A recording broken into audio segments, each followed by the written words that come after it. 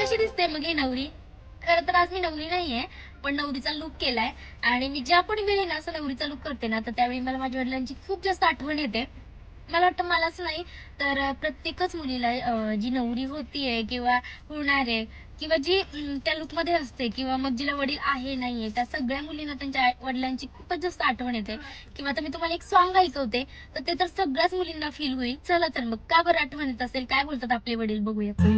नजरेत तुझ्या काही अनोळखी दिसे या जगातून बाबा हरवेल का ग मोठे खाली बाबा तुला आठवेल का ग या जगातून बाबा हरवेल का ग मोठेपणी बाबा तुला आठवेल का ग ससुराला जाताना तांबड कलर बाबा साठी येईल का आणि